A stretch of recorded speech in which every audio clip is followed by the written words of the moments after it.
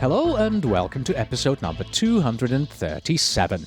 This is the Project Management Podcast at pm-podcast.com and I am Cornelius Fichtner.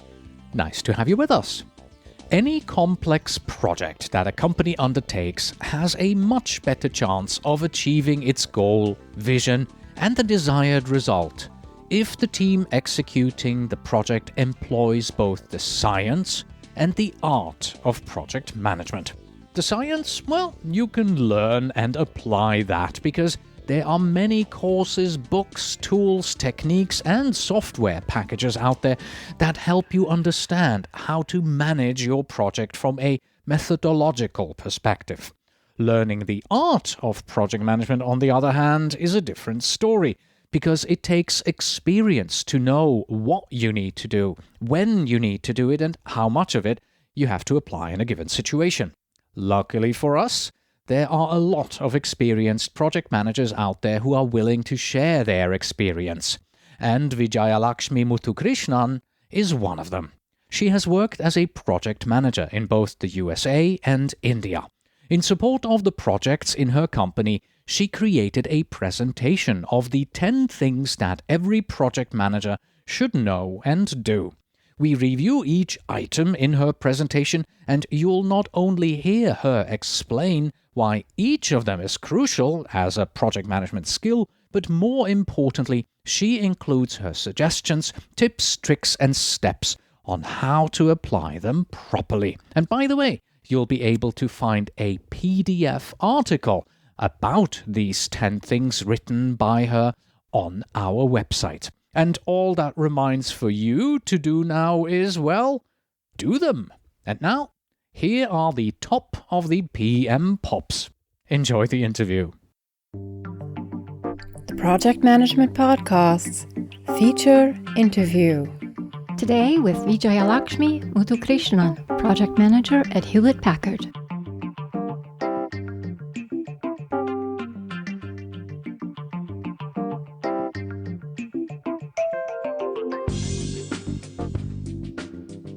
Hello, Vijayalakshmi, and welcome to the Project Management Podcast.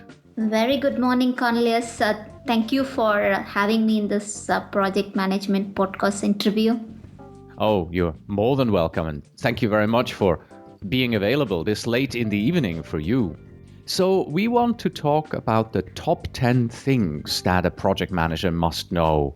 Why did you create this presentation and article? What was the reason behind it?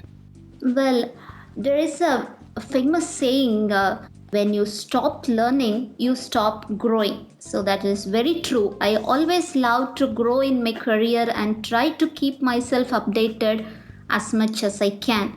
And as you know, PMI also encourages continuous learning. So I recently renewed my PMP certification. And as part of that renewal process, I underwent a few trainings. I went through many learning materials, which was very useful and informative. So that information made me deep dive into the topics which I already knew about project management.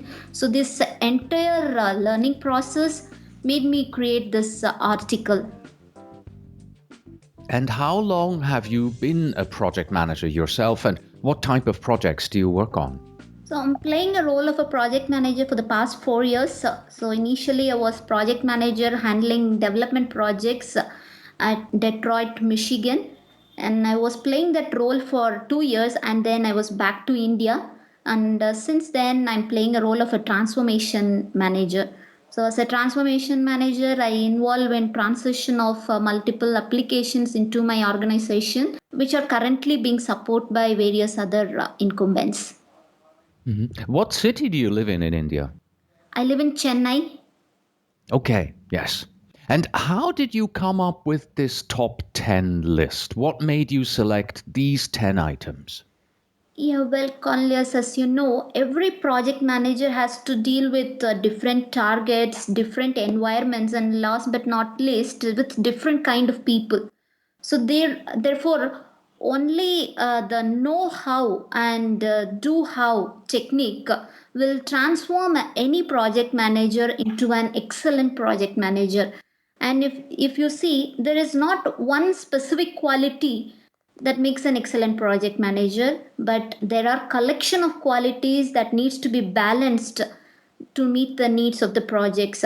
So also there is no specific order to these qualities, all play an important role. So in this article I have come up with top 10 qualities that are required for a successful project manager based on my perspective and my experience. Okay, well, let's go through them. We have 10 of them to look at. And the first one is a project manager inspires a shared vision. What do you mean by that? Yeah, sure, we can. I can explain that.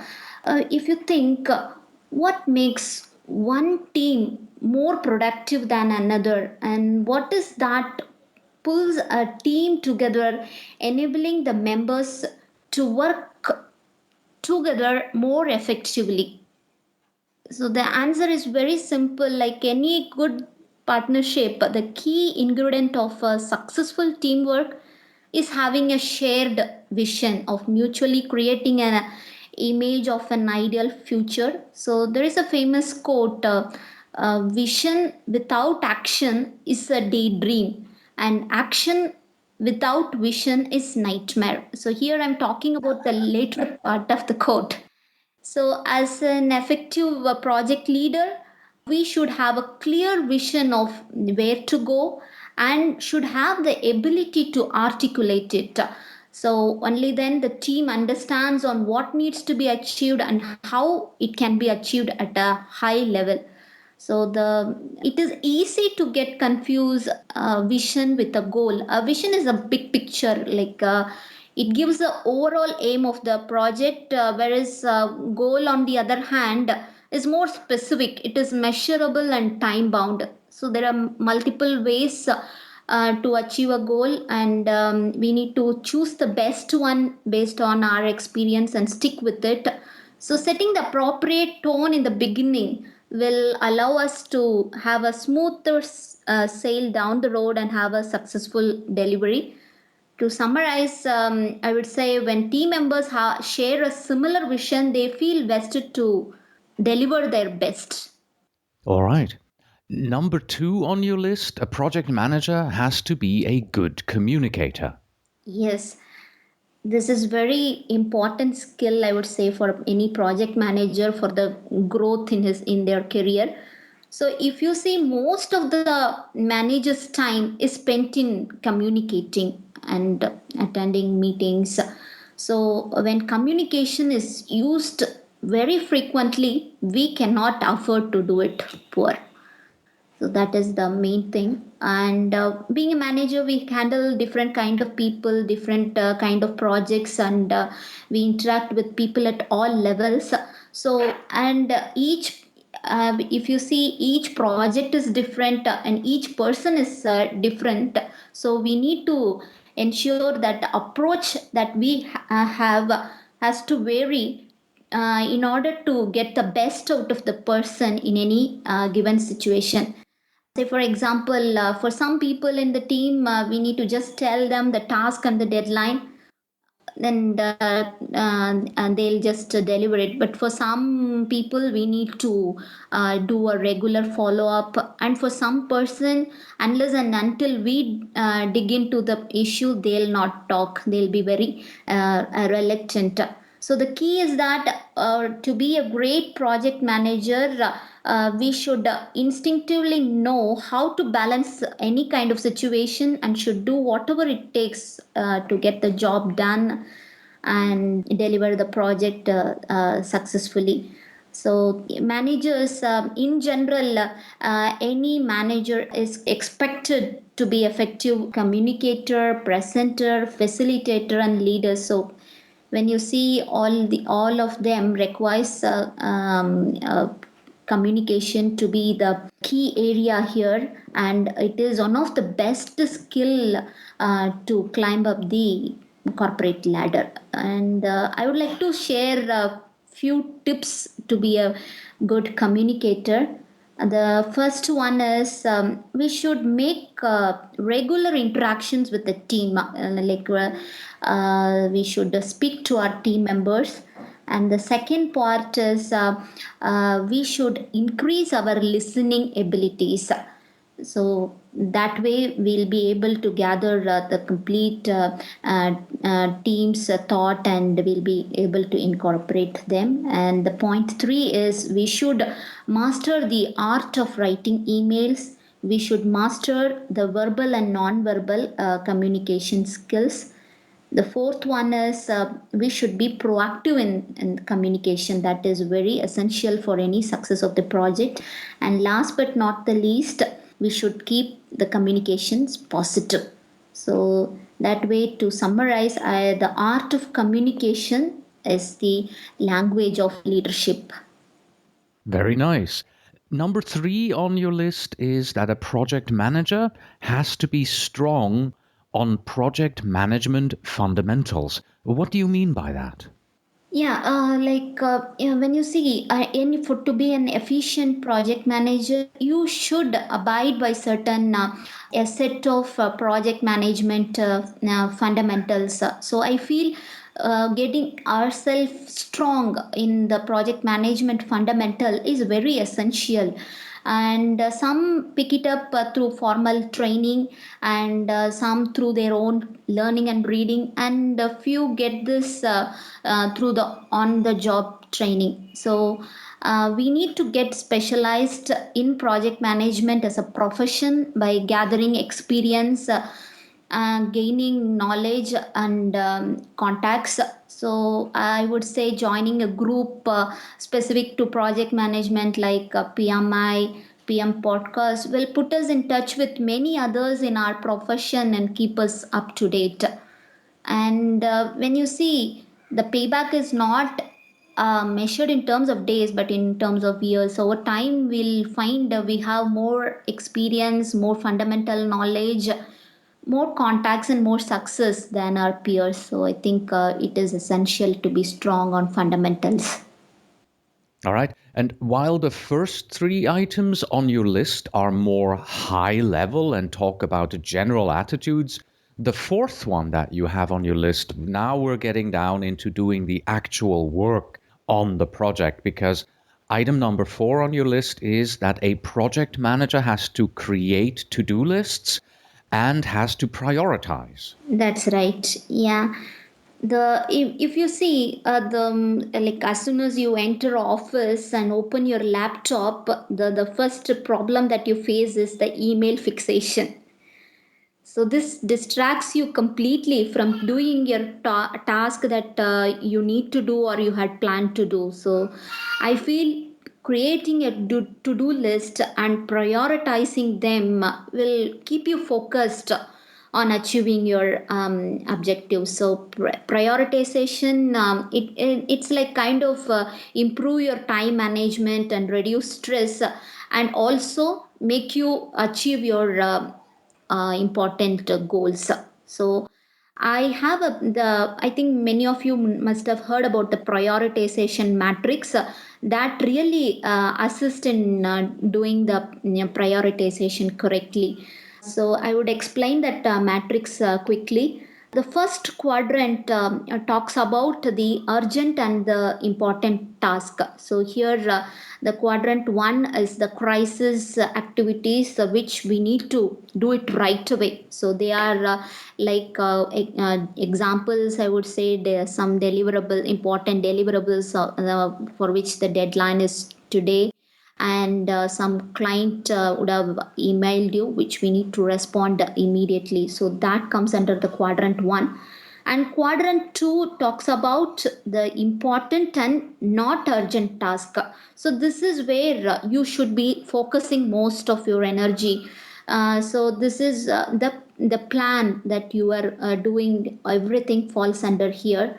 And the quadrant 3 talks about the urgent and not important tasks. Example, I would say you're working in the middle of your thing, you are getting a phone call as your team member comes and wants to talk to you. So these kind, I would say, it's like you can delegate them. It is urgent but it is not important.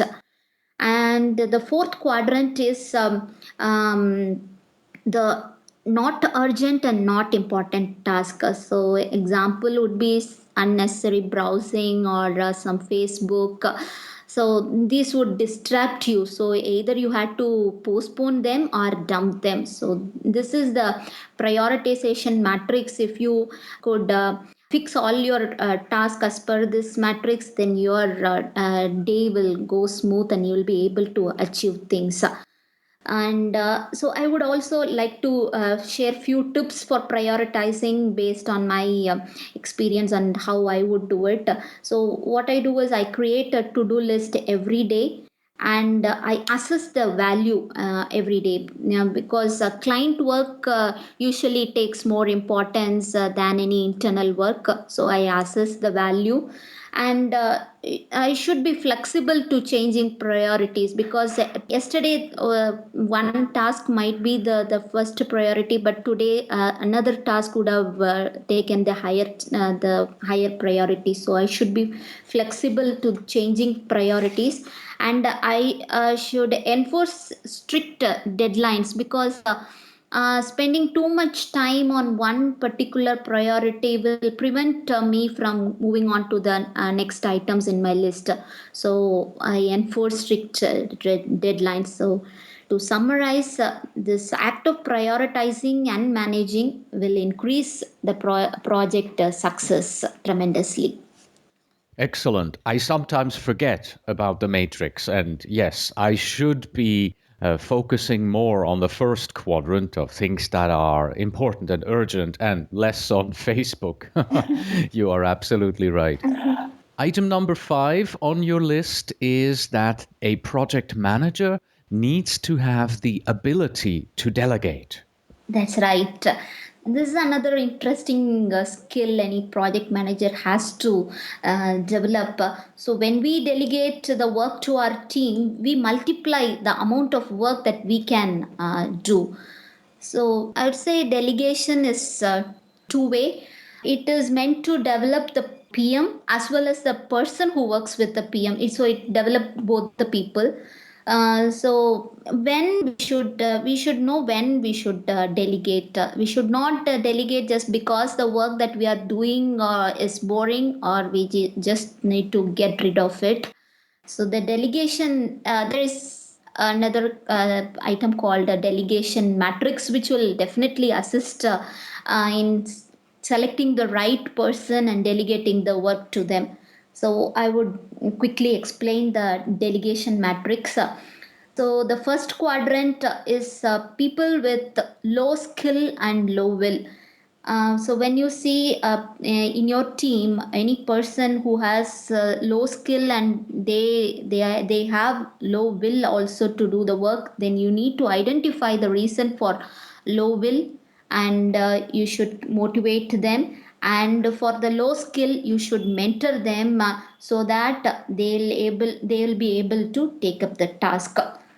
And the second quadrant is people with high skill but low will. So these for these kind of people you need to motivate them. So here they have the capability, but the only thing is they do not want to do it. So you need to identify the reason, whether it is due to the task, or is there any personal factor or any other factor. You need to identify that and motivate the person so that you can delegate the task to them. And the third quadrant talks about the people with the high will but they have low skill.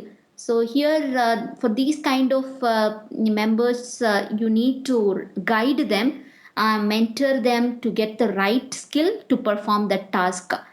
And the fourth quadrant is person with high skill and high will. So they are the right resource to direct whom you can directly delegate the work. So you need to really map all your team members accordingly, and with that you will be, when any work comes, you will know whom to delegate immediately. But one thing we need to definitely remember, though we delegate, as a project manager, we are accountable for the project and we need to follow up on completion of the delegated tasks as well. And I would say the benefits that we get as by delegating is it allows you to focus, and it makes the best use of team's ability, and it gives opportunity to develop your skills, because when you delegate, you mentor a person, and then you plan for how to delegate, and then you monitor. So you as a PM, you develop your own skill, and also you are developing the person, your resource skill as well, and there is an increased motivation in the team. So I would say these are all the benefits of delegation, and an efficient project manager, we should know to delegate stuff, because everything cannot be done by project manager themselves. All right, so these were the first 5 of your top 10. Let me just recap what they were. Number 1 was a project manager inspires a shared vision. Then a project manager, number 2, is a good communicator. A project manager, number 3, is strong in PM fundamentals.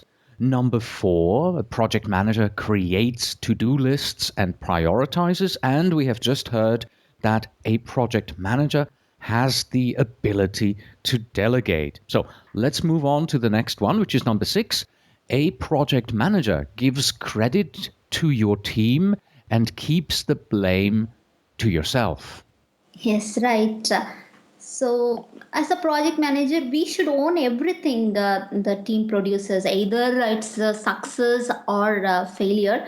So, here I would like to share one of the experiences that was shared by our former Indian president and renowned scientist, Dr. APJ Abdul Kalam.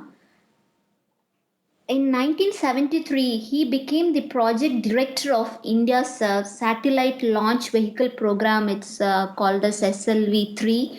And Abdul Kalam's goal was to put India's Rohini satellite into orbit by 1980. So he was given funds and resources. So thousands of people were working together towards that goal. And by 1979, in the month of August, his team thought they were ready. So, as a project director, Abdul Kalam went to the control center, and he discussed with the team. After all the discussion, he launched the rocket, and the first stage, everything worked fine. However, in the second stage, it failed. So it was a great failure. And that day, the chairman of the Indian Space Research Organization, Professor Satish Dhawan, had called for a press conference and conducted the conference himself. He took the responsibility of the failure, and he said the team worked very hard, but they needed more technological support, and he assured the media that in another year the team will definitely succeed. Now, Dr. Abdul Kalam was the project director, and it was his failure, but instead, Professor Dhawan took responsibility for the failure as chairman of the organization. And in the next year, in 1980, in the month of July, Abdul Kalam's team tried again and to launch that satellite, and this time they succeeded. The whole nation was jubilant. Again, there was a press conference, and Professor Dhawan called Dr. Abdul Kalam aside and asked him to conduct the conference this time. So, Abdul Kalam learnt a very important lesson that day. So, when failure occurred, the leader of the organization owned the failure, and when success came, he gave it to the team. So I say I would also, that was a very great experience Abdul Kalam had shared with us. So I would say the team will definitely get motivated when the leader gives them all the credit for success and takes the blame for failures, and it motivates the team to give their 100% to help the project. Number 7 on your list is that a project manager runs meetings well. I'm looking forward to your tips on this one here. Yeah, sure, Cornelius. If for any project manager, the whole day surrounds them with continuous meetings. Either it can be a regular status meeting, or a team meeting, or an escalation meeting, or it can be any ad hoc meeting. So we all know the ground rules that needs to be taken care for running any meeting. I just wanted to give a tip here, which this is a very small technique which will help you to remember the sequence of events. So you can apply the word carrot backwards. So it comes like this: TARAC. T as in time, so we need to keep up the time, so everybody is busy, so we need to really understand that when we organize any meeting, so we should keep up the time. And A as an agenda, so we should publish the agenda prior to the meeting so that everybody comes uh, for the meeting with the complete preparation. And R for the rules. We should have some ground rules for effectively running the meeting. Like we need to stick to the agenda. And if you see that the discussions are getting deviated, you should stop and bring them back to the discussion. And the fourth one is A, action items. So once we discuss and finalize all the action items and decisions taken during the meeting, we need to just note it down. And C is the commitment. So we should get commitment from each of the resources for each action item and the discussion that we had it in the meeting. So this is the technique: TARAC: time, agenda, rules, action item, and commitment. And additionally, it would be good if we could send out meeting minutes after the meeting, so that people who missed or misunderstood any of the action item can be clarified. And we should also follow up after the meeting for the completion of the action items. Number 8, a project manager is an expert at decision making. Yes, very true. Like decision making is an essential leadership skill, I would say. So one can be a successful manager if they know how they could do a timely and well considered decisions.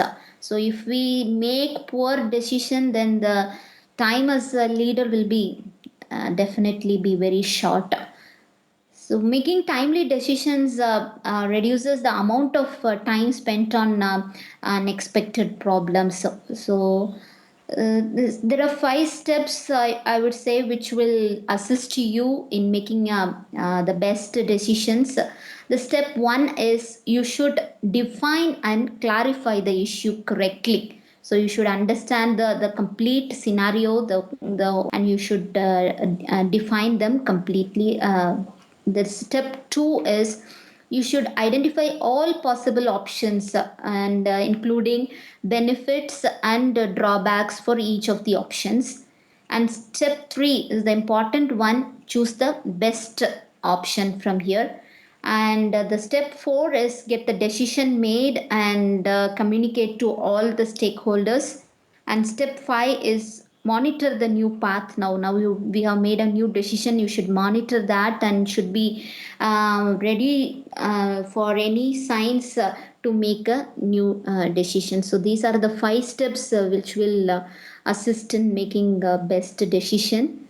So any project manager, because the timely decision is what is very important, so you should know how quickly the decision has to be made, and make the decision after considering all possible options. So and the once we make a decision, we are responsible as a project manager, we are responsible for all decisions regardless of the outcome. So this is an essential skill everybody should get expertise on. And something that everybody also knows is number 9 on your list, but I think only few of us actually do it. And that is that a project manager uses lessons learned and creates lessons learned. Right. Yeah. So if you see, we all make mistakes. The only point is not making the same mistake more than once. Like you should learn from it and should not repeat it again. So that is the main point here. So once we complete a project, it is a responsibility of the project manager to do a public announcement about highlighting the success of the project and the benefits that had come to the company and all that. And that doesn't end there. So he should, after that they should the project manager should perform the post implementation review to understand what we delivered versus what we stated, the difference between planned and actual, and the customer. He should also gather customer and the stakeholders feedback.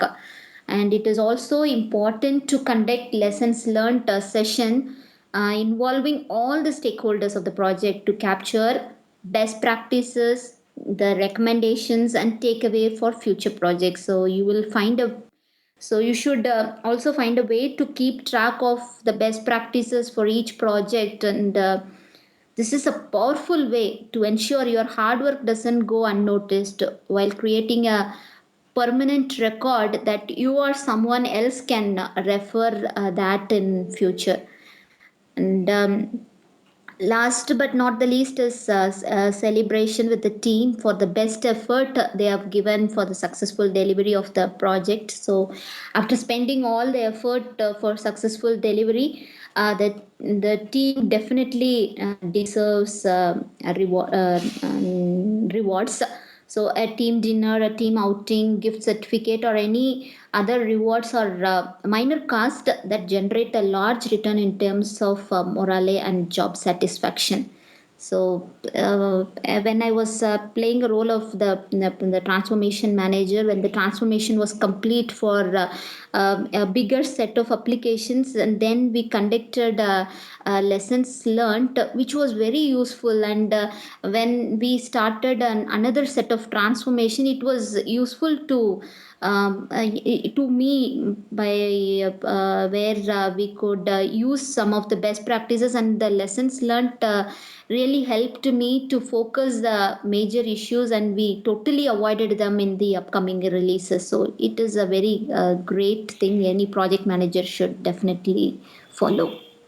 All right. Before we move on to number 10, let me just recap 6 to 9. So, number 6 was that a project manager gives credit to the team but keeps the blame to himself or herself. Number 7, a project manager knows how to run meetings well. Number 8, a project manager is an expert at decision making. And as we have just heard, number 9, a project manager knows how to use and create lessons learned. And then, as number 10 on your list, you have a very good recommendation to all of us, because number 10 is simply don't be afraid what might go wrong. Yeah. Without making mistakes, we'll not know how to make things right. So most projects, I would say 99% of projects do not go as per the plan. So they deviate. So a proactive manager tries to resolve all potential problem before they can happen by having a risk plan and monitoring all the risk, monitoring all the issues, resolving them. So not all the issues can be foreseen, and they unlikely can occur. So we should not get afraid of what might go wrong. Few things are just out of our control and will inevitably make mistakes in the career. The key is to learn from the mistakes by understanding what didn't work and how we can improve upon it next time around. So I would say we should not be afraid of what things might go wrong. Okay, so that was your top 10 list. Let me ask you this. Which of these 10 items on your list is the one that is most difficult for you, that you personally have most problems to follow? And why is that so? Why do you have problems with that one? Yeah. So when you see here, I have frequent, if even for all project managers, the frequent opportunities are there to communicate with many people. So I would say effective communication is the crucial component for the success as a project manager. And communication is not just one part, it has various different flavors like verbal, non-verbal, formal, informal, assertive, persuasive communication. So excellent, to be an excellent PM, we should know when to use which type of communication to we should know to which people whom we are communicating. So being currently being a transformation manager, I work with lots of new team for a shorter period, and once my transformation is complete, I need to work with the different set of resources. So initially I had a challenge of bringing the team together and delivering things as one team. It's nothing but the only thing is I need to get to know about them, their niches, and tapping them into my network. It involves more conversing and connecting to them on daily basis. And once I build the rapport, then delivery was piece of cake for me. And apart from the team, I also had to interact with multiple stakeholders, my incumbents, onshore team, my management, my client on regular basis, both formally and informally. So the key is to know when to be straight talking, when to be open and honest, and when to apply some diplomacy. So I'm getting expertise on this skill day by day. Excellent. Before we move on to my last question for you, I have to tell a little story here.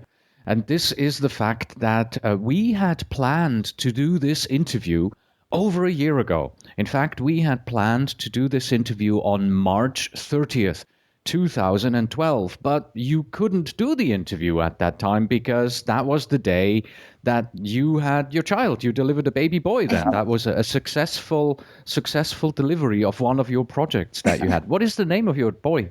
His name is Anish. Anish. Okay. Well, he is the project management podcast baby. That is the first time that this has happened to us here. Yeah, my due date was April 14th, and it was like really, so that's why I had planned for this interview and all that, and it was really a surprise. Yes, sometimes you have to deliver a project a bit sooner because your stakeholder wants it. Yes. Okay. My final question for you.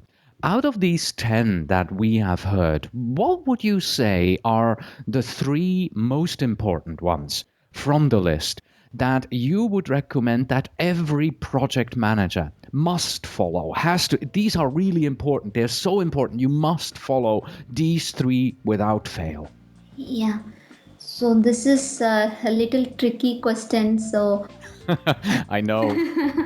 so based on my experience, like every quality has its own importance. But if you ask me to list 3, I would definitely say communication and prioritization and being expert at decision making are the most important ones from this list.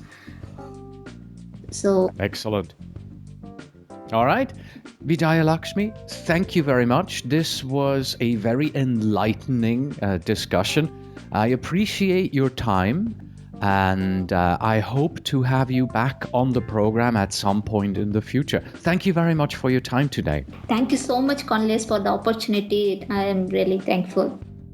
And that was our interview with Vijaya Lakshmi Muthukrishnan and the top 10 things that every project manager should know and do. If you are a project manager and you want to become PMI ACP certified, then the easiest way to do so is with our sister podcast, the Agile Prepcast. and study for the exam by watching the in-depth video training from agileprepcast.com. That's it for today. Thank you very much for listening. As always, you can find us on the web at pm-podcast.com. Please send your emails to info@pm-podcast.com, and when you write, please tell me where in the world you are writing from. And finally, we have this. The reasonable man adapts himself to the world. The unreasonable man persists in trying to adapt the world to himself. Therefore, all progress depends on the unreasonable man. Until next time.